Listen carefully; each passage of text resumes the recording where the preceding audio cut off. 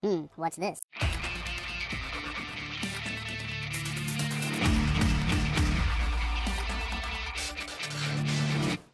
Hello, welcome to the Freak Show. Bumpy McSquigums here. I want to thank you all for joining me as I start up my coverage of Last Dream World Unknown. It is by White Giant RPG Studios and released on June 1st, 2017.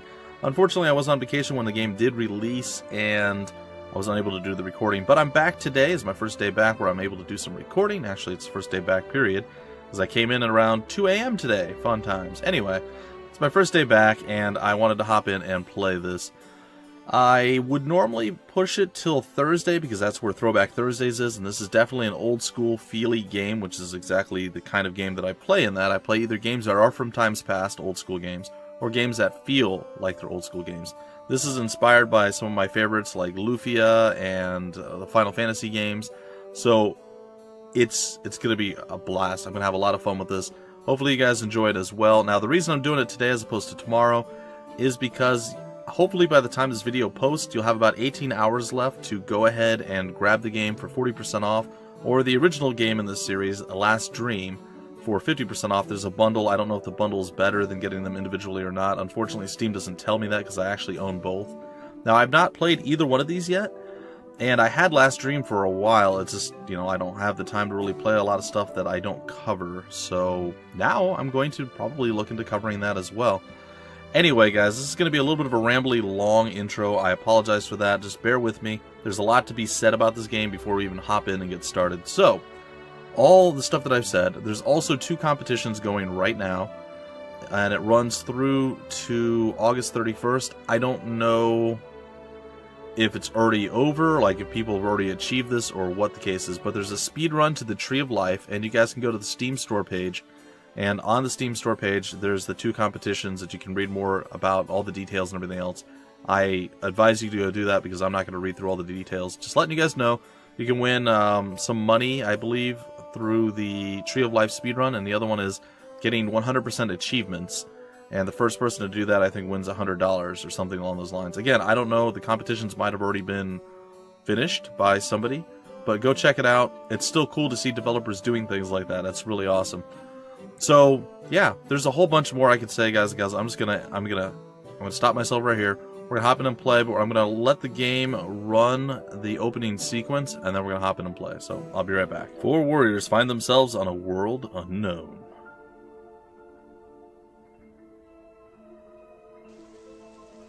Where darkness enshrouds peace. I'm excited for this, guys. Sorry. The great trees are dying.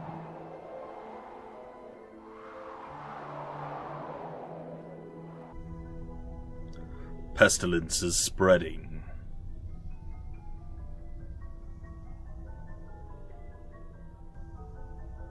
Are they the only hope for this new world?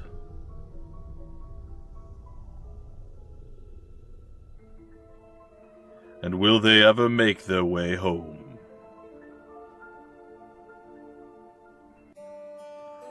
Alright, and there you have it, ladies and gentlemen. That is the intro. It wasn't overly huge or explained too much, but a little bit of a backstory there. It's nice.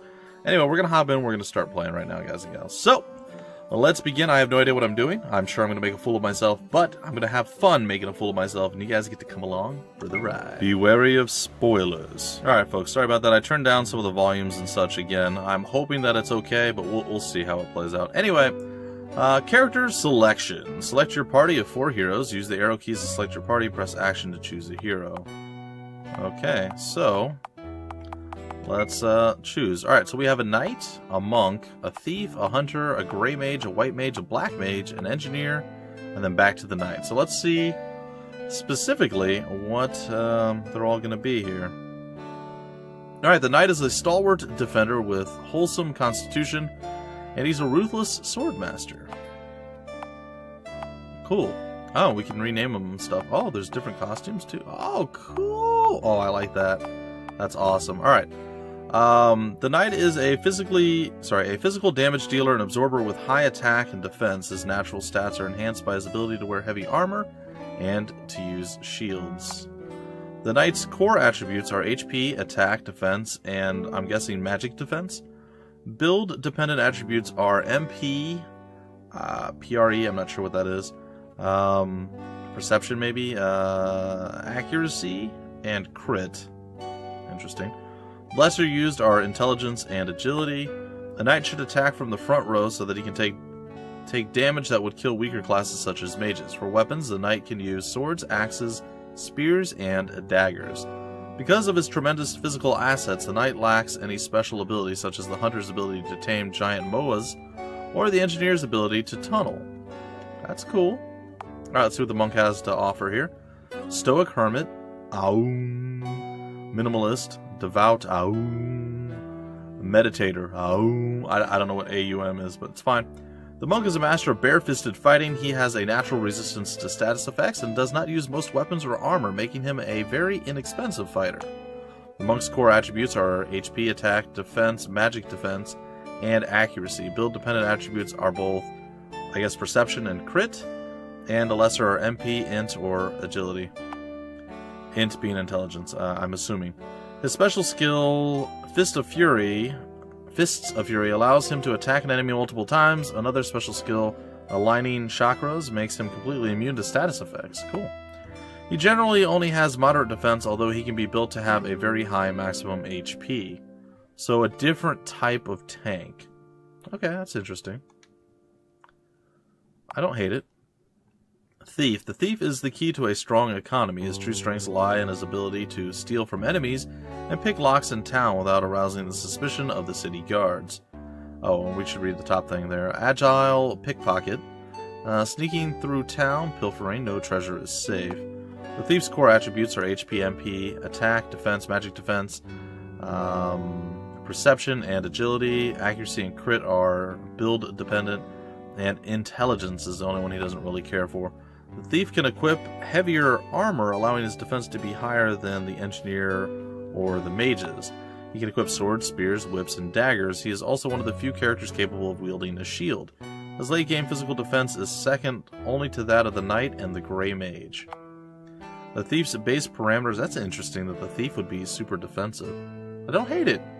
I actually like it, but it's odd. It's not a normal choice. Unless you were going for dodge base, but maybe that's the case. I don't know. Like maybe he just avoids all damage as opposed to soaking it or taking reduced damage. The thief's base parameters build at moderate cost, but he can increase his agility and his preemption. Oh, so that's what pre is, okay. Very quickly, making him important for running from battle or getting preemptive strikes. Oh, that's cool. Okay, so that's what the PRE is. Alright. I made an assumption, I was incorrect. Alright, Hunter, the Lady of the Woods, Master of Bow and Arrow, Tamer of Moas. The Hunter's strengths, unlike most other classes, lie outside of battle and Moa taming and scanning. The Hunter is a mediocre warrior who can only use bows, but she can wear heavier armor. Hunter's core attributes are HP, attack, defense, magic defense, preemptiveness, preemption, I guess, and agility. Build dependent are MP, accuracy, and crit, and less used are intelligence. She is a good choice for the middle row in battle. The Hunter's real value lies in her ability to scan, thus enhancing the damage output of your entire party. Interesting. The Hunter's other primary trait is the ability to tame giant moas, thus allowing faster and safer travel on the world map. Interesting.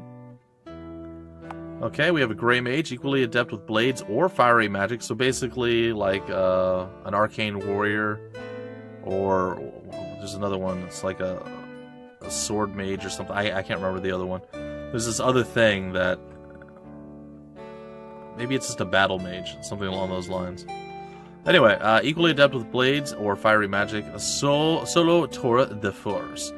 The Grey Mage is a jack of all trades. He's the only character capable of using both the white and black arts. He is also an above-average warrior when built appropriately. The Grey Mage's core build-dependent, and less useful attributes will vary with his role. Knight, Black-White Mage, or Knight-Mage Mix. See the Knight and Mage descriptions for their attributes. He wears most armor and uses swords, spears, daggers, and staves, or staffs. In addition, he is the only magic-using class that can equip a shield. Although he is able to learn both white and black spells, he can only learn a subset of the spells available to the white and black mage. So not not super powerful in any one particular thing, but a good overall character. Sometimes you can play those to fill in a role, and they can become far beyond your wildest imagination, like the strength. But generally speaking, most jack of all trades. Most jack of all trades tend to be weaker than any other parts. So, like, if you can not include him and have all the other parts, it's usually better. But again, there's times where that's not the case. So we'll see how this plays out. I really don't know what I'm going right now. We have 4 choices that we can play as, and I don't have a clue what I want to go with. White Mage, compassionate soul, soothing wounds, curing ailments, empowering friends. The White Mage is the best healer in the game. She excels in the art of recovery by both restoring HP and curing adverse status effects. Core attributes are HP, MP, Int, Defense, and Magic Defense. And then, of course, Preemptiveness is an ability that you can also use. Attack, Agility, Accuracy, and Crit are not used really for her. Her white arts are the bane of the undead. She can single-handedly destroy whole groups of undead enemies with her holy spells. The only weapons she is able to wield are both staves and daggers. She can only equip light armor such as robes and hats. This makes her physical attack and defense quite low. She should stay in the back row in battle. Besides the Grey Mage, the White Mage is the only character who can use spells to resurrect characters outside of town. Cool. We have the Black Mage, which is of course going to be the attacking magic user. Dark Magic Master wields punishing arcane flames, none standing opposed. It's odd wording, fine. The Black Mage is a master at crushing large groups of enemies with his potent black arts. His damage output can surpass the Knight and Monk, but his spells require MP, which is finite, or there's a limited amount. The Black Mage's attributes are HP, MP, Intelligence, Defense, and Magic Defense. You could also go with Preemptive and Crit for a build-dependent thing there. Attack, Agility, Accuracy are less used on him. His weakness is his limited amount of magic points, which constrains him to have to choose which enemies to annihilate. The Black Mage can only wield staves and daggers and wear light armor such as robes and hats. This makes the same thing as the White Mage. Despite his weak physical defense, he can be built to have very high magical defense, protecting him from enemy magic. Well, that's cool. The Black Mage is the only character, except for the Grey Mage, capable of using the Warp spell, which allows the party to leave dungeons in the same way as a Warp Stone.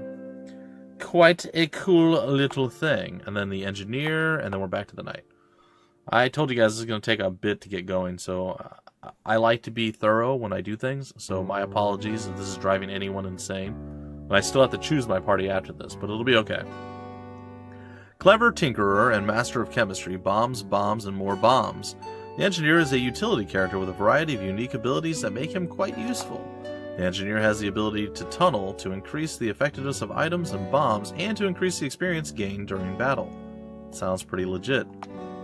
The Engineer's attributes are HP, MP, Intelligence, Defense, and Magic Defense. Of course, you have Preemptiveness, Accuracy, and Crit as build dependent, and attack and agility lesser used. The Engineer can only wield bows, daggers, and whips, and wear light armor such as robes and hats. He is therefore an average attacker with below average defense. Throughout Firma, there are a myriad of tunnels that provide shortcuts, or paths to hidden treasure, through dungeons or on the world map. Only the Engineer has the expertise and ability to navigate these dangerous tunnels with his tunneling and advanced tunneling skills. Additionally, he can enhance the effectiveness of certain items and bombs with his item boost and grenadier skills respectively. Oh, this is tough. Well, I'm pretty sure I'm going to want the Knight. Almost positive I want the Knight. And we're going to have to call him... Can I just type? No, I have to do it old school styles. I'm cool with that. It's fine. Oh, let's see. We're going to go with the Knight. I think we're gonna go a little bit old school, guys. We're gonna go with my own peeps this time. Whether the subscribers or people that I know. Utanat. Oops. Utanat is going to be the way, ladies and gentlemen. Utanat. Perfect. Alright, he's gonna be our Knight. And I think he's going to be our Red Knight. Recolor 1. I like it. Okay, so second character. Oh boy. I'm thinking I want to do a little bit of everything here, but I know I can't because we only have 4 characters. Oh, it's tough. Like, I want the thief, I want the hunter, sorry. I want the thief, the hunter, and the engineer. But I can only really get one of those. Because I also want a white and a black mage. Or, I could get 2 and go with the gray mage. But I don't like that idea either. Oh, it's tough. They did well. They made a lot of choices here. You know, I think the thief would be a better choice for Mutanat, but that's okay. Well, we can't go with... it's fine. Alright, so we're gonna go with the hunter, I guess. And I was going to go with Splooch, but because Splooch always plays ranged characters, hunters, archers, whatever the case is, rangers. But since he's not female last I checked, I'm not going to do that. So I suppose we will go with the classic wife. I don't know if her name will fit. There's a limited amount of space here. That should fit. Chimera. There we are, ladies and gentlemen. The wife is here. I think I'm gonna go with the redhead. She hates pink, though.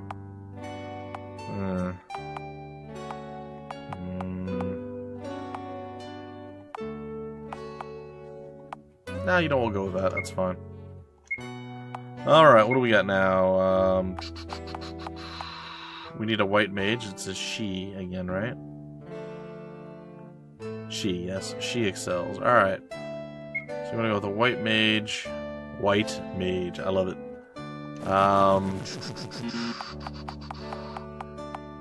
don't really have much here. Let's see. Female... I don't know. We'll go with Katie. We'll bring the puppy dog along. Why not? I know, it's the most exciting thing in the world, watching me prove that I don't know how the alphabet works. It's fine. Alright, and... I think as a white mage, she should probably just stay as the default there. And then I'm going to make my presence felt as the black mage. Alright. So we're going to go with the B to the U-M-P-Y. That's how we roll. Also, it's my name. So, there we have it. I'm a little sad that I can't scroll to the right to jump back over to the other side. But again, it's a small thing. Don't care that much about it. And that... Oh my goodness. Oh, that's... Yes. Yes. Though that's cool too. We're going to go with this. I mean, I'm a black mage. I can't be, like, green. Alright, so here we go. This is our character selection. Game difficulty, super amazing, easy. No, I'm kidding. Let's see what the different difficulties do so you guys can be aware. If you want to play and you're having a problem, maybe change the difficulty level. In comparison to normal, they have 33% of the normal strength. Here they have 66, so it cuts it down by a third and then 2/3, and then normal is at normal strength, and then a third, and then... Actually, whoa, okay, so it gets a third harder at hard. Sorry about that, folks. Distractions, as always. But it's okay. It's okay. I'm doing pretty good today. Not that many distractions. Alright, hard is 100% stronger, so we had a third stronger, we have 100% stronger, and then 200% stronger. So a third, that's what, twice as strong, and this is 3 times as strong, I believe, if my math is correct, which it might not be. We'll just go on normal. Encounter rate, standard is fine. Affects frequency of encounters, so there are random monster encounters, random encounters. Approximately 120 steps. You can modify that with accessories. We can go with rare, 180 steps. We can go with grind, every 60 steps. I'm going to go with standard. That's fine. Save availability anywhere. If you want to go with designated, there's only certain spots that you can do it. And then no dungeons, all inside. Okay, you can only save at Trees of Life by camping on the world map. I'm going to be going with anywhere because, you know, I might need to end an episode at a specific point, and if I need to save at that point, it's just better for me this way. Don't worry, guys, I won't be save scumming. It's fine. And finally, skill access. Recommended. Modify skills available to the party. Recommended hides less useful skills from last stream. Equips only core abilities. Designed for players new to last stream. Complete. Modify skills available to the party. Complete offers access to all skills, including older skills from last stream. Choose this option if you played last stream. I'm going to go with recommended for this, though it makes me a little bit sad to do so. I'm going to go with recommended because I don't know what I'm doing yet. Alright, next. View cutscenes, absolutely yes, and I do want to play the tutorial as well. Yes, yes, yes. Okay, let's get it going. Alright, watch the introductory cutscene? Absolutely. Back on Earth. Daddy, you're back already? Huh? You said you were going to collect firewood, but you've only been gone a few minutes. Where's the wood? Few minutes? That is very strange. Boy, do I have quite a story to tell you two.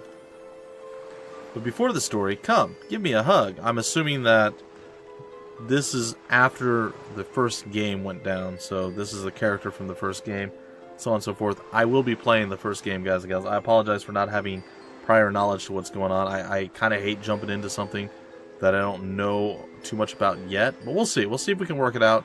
Maybe I'll play just a few episodes to get you guys enticed into this storyline without revealing too much, and then hop back and play the first game, and then play this one as part of my Throwback Thursdays. It's a thought. I don't know. But you don't have any firewood. Please, just a hug. Daddy, you're acting strange. Uh-oh. The fabric of reality just ripped. No. This can't be happening. Sir? I need to be with you. Sir, wake up. To protect you against a world unknown.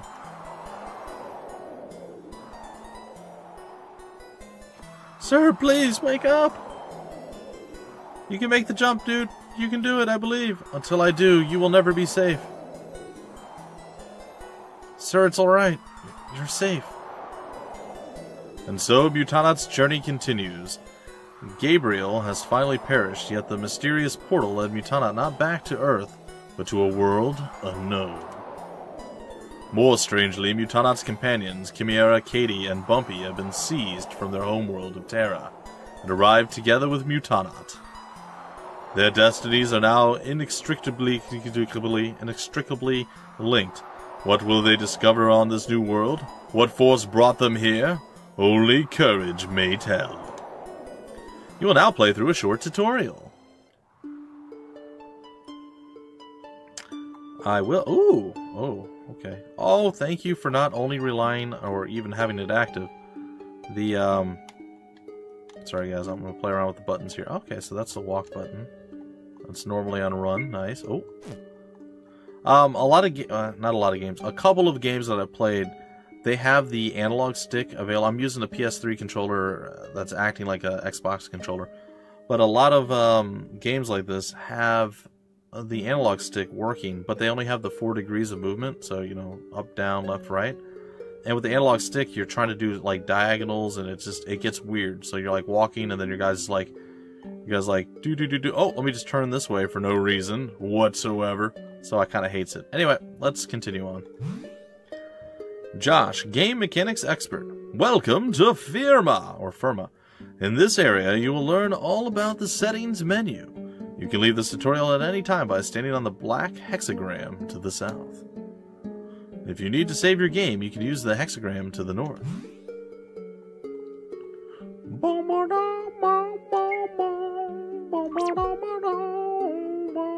He didn't do much to tell me anything.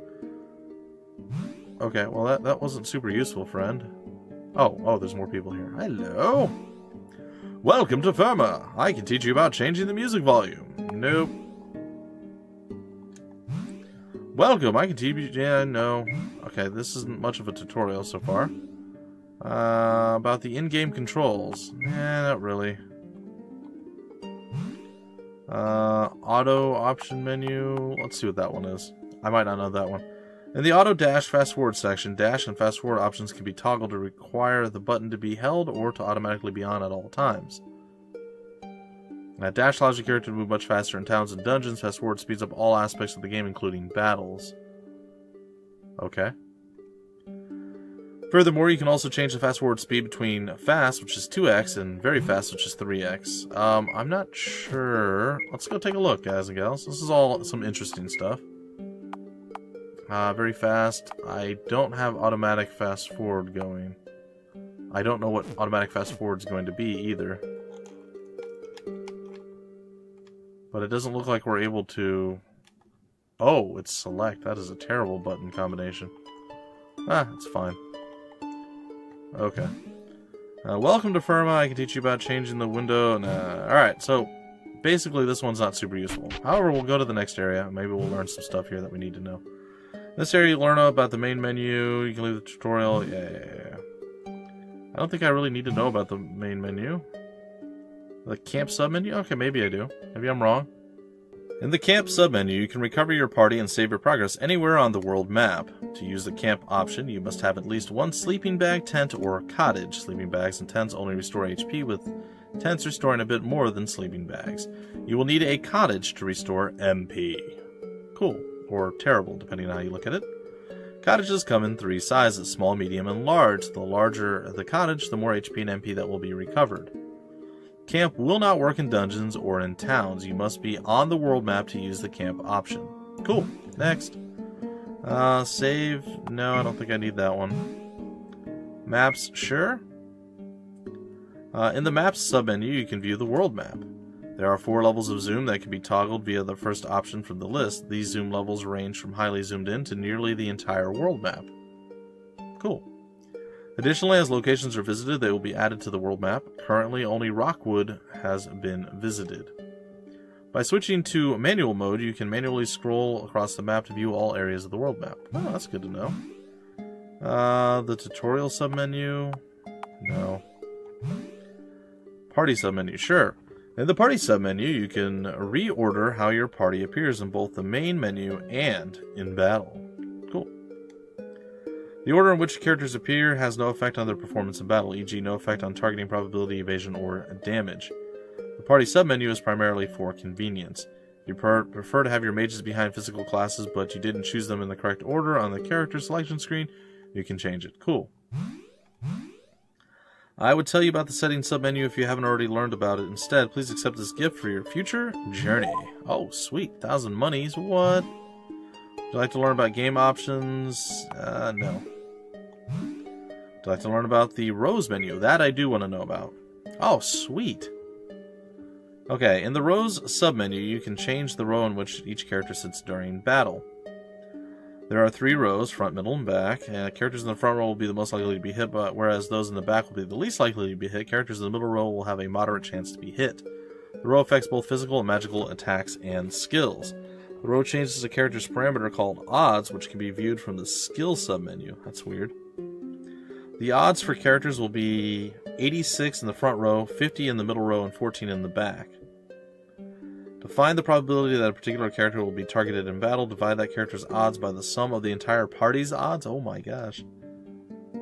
Cool, though. It's an interesting mechanic. No. Alright. Would you like to... Yeah, sure.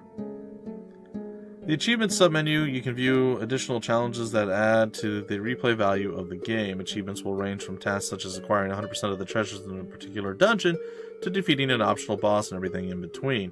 Achievements are sorted into a variety of categories, which you can see on the main achievements menu. The percentage of achievements currently completed is always displayed in the upper left corner. The number of completed and total number of achievements in each category is displayed inside each category icon. If you select a category, in this case, Assault on Court, sure, you can set the specific achievements. Cool. When achievements are incomplete, they will show a question mark after completion. The question mark will be replaced with a trophy. Each achievement has a title and a brief description of what it entails. Because it is impossible to achieve all achievements in a single playthrough, the New Game Plus option will allow you to start a new game with all of your achievements saved. However, everything else will be erased.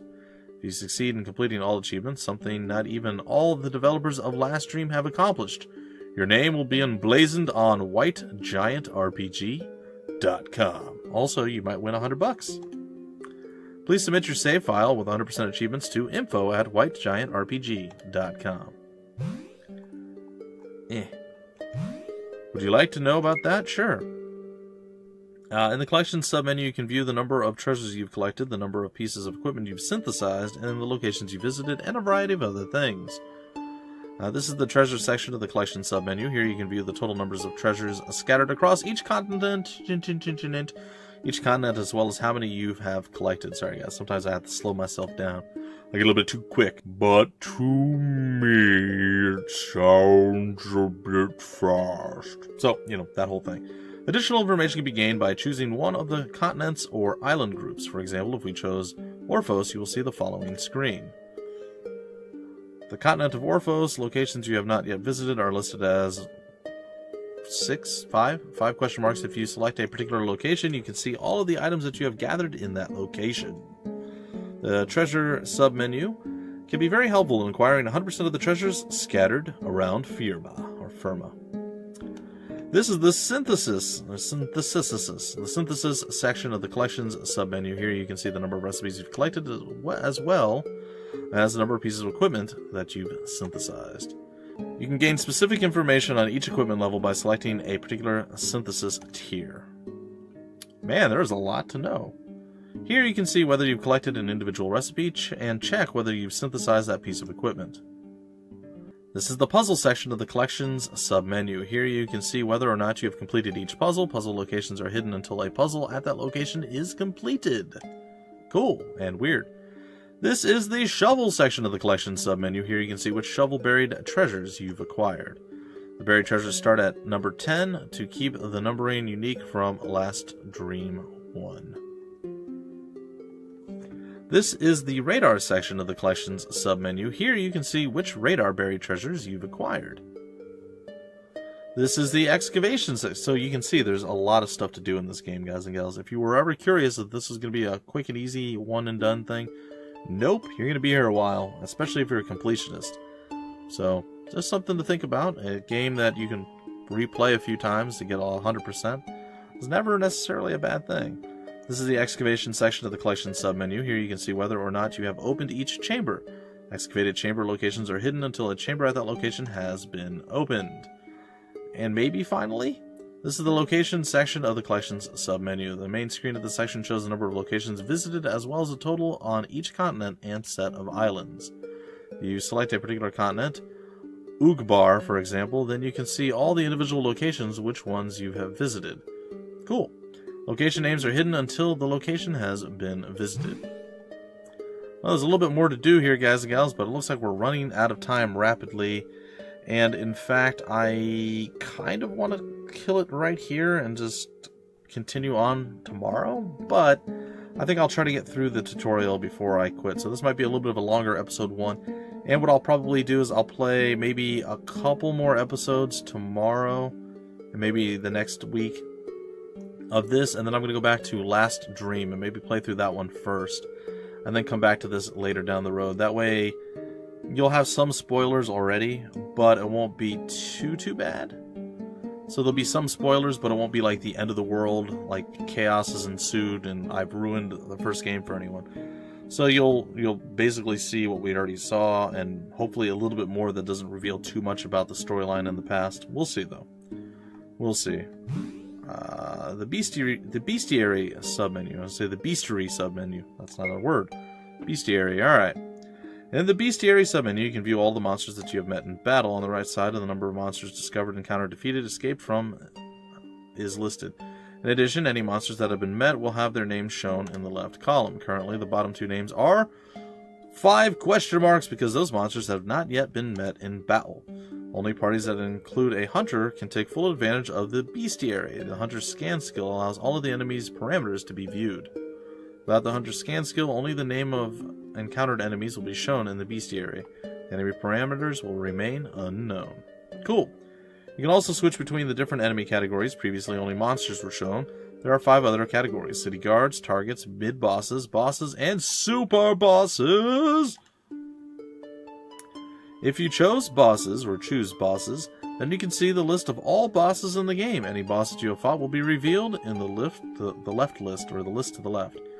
Garuda and the Two-Headed Ogre. Cool. Would you like some information about the battle macros? Sure. Ooh.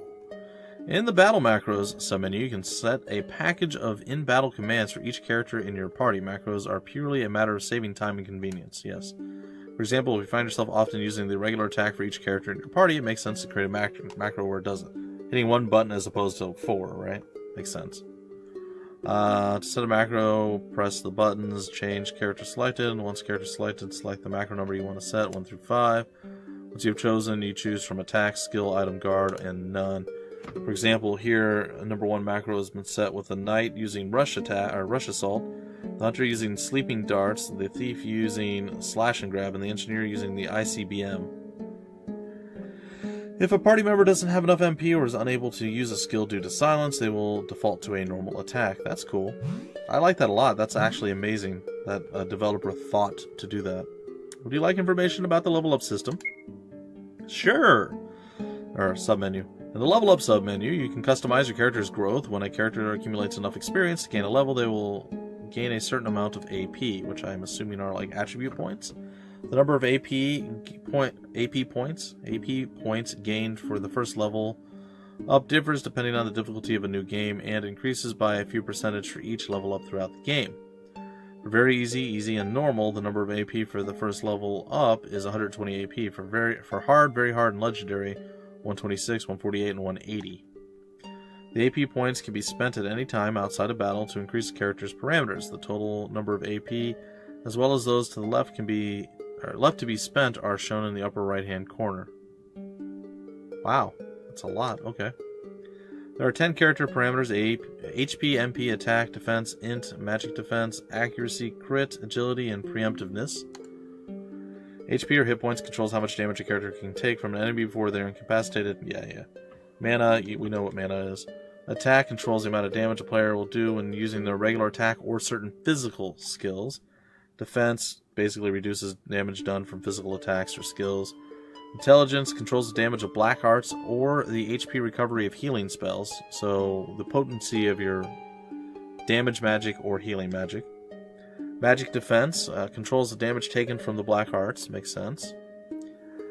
Accuracy controls the probability that a character will be able to actually hit an enemy with a physical attack or skill. Crit increases the probability that the character will land a critical strike. Each point will increase the probability by 1%. That's good to know. Critical strike doubles the damage done by an attack or skill when a crit is below 100.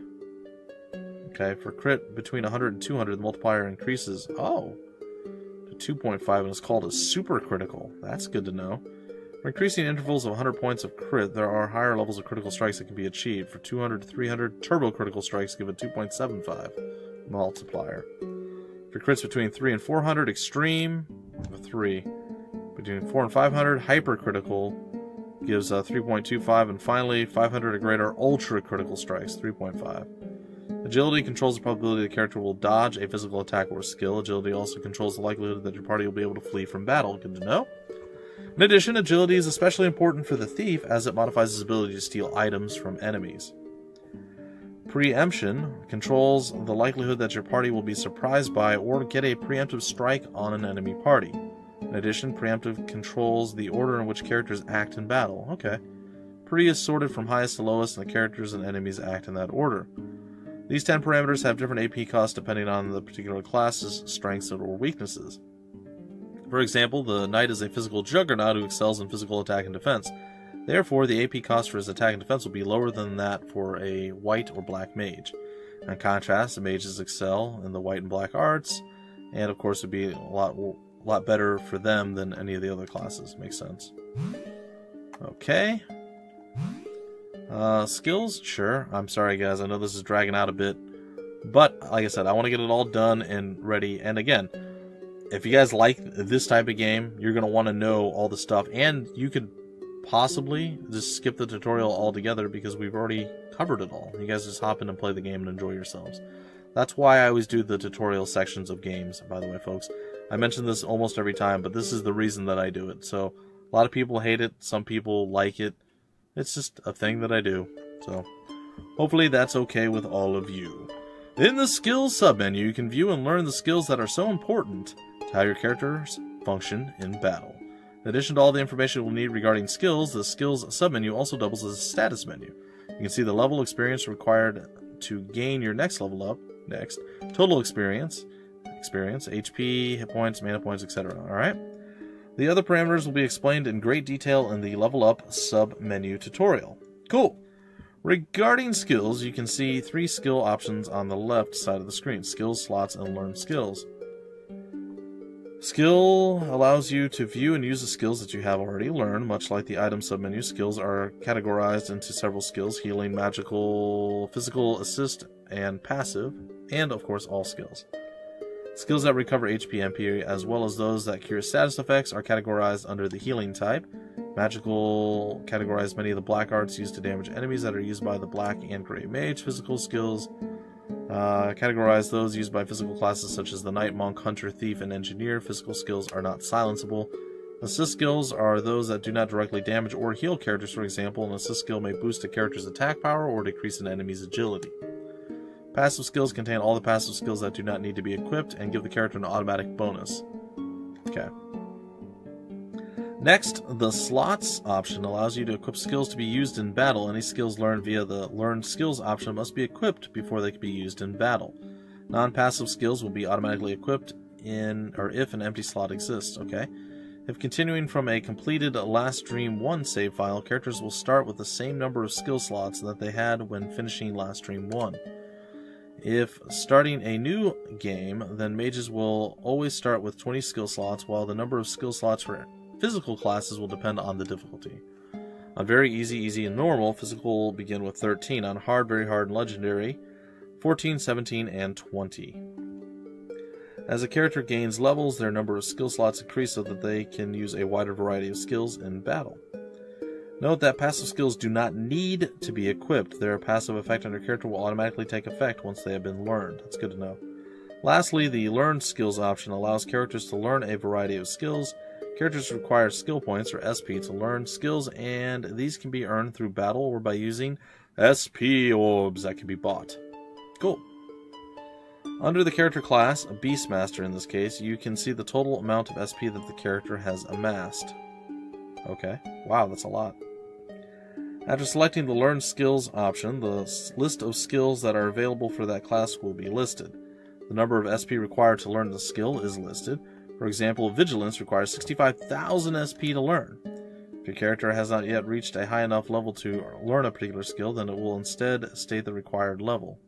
Oh, cool. Furthermore, even if your character has enough SP and is high enough level for a particular skill, he or she may not be able to learn it because of a prerequisite skill. Prerequisite skills can be viewed by highlighting a particular skill and then pressing dash. Cool. For example, Komodo Fang requires Reign of Death to be known before it can be learned. Almost done, folks. If you like information about the items submenu, it should be pretty straightforward.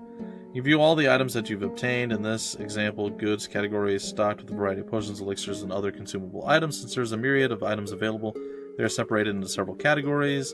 The item categories are goods, combat, weapons, shields, helmets, armors, accessories, valuables, special, and all.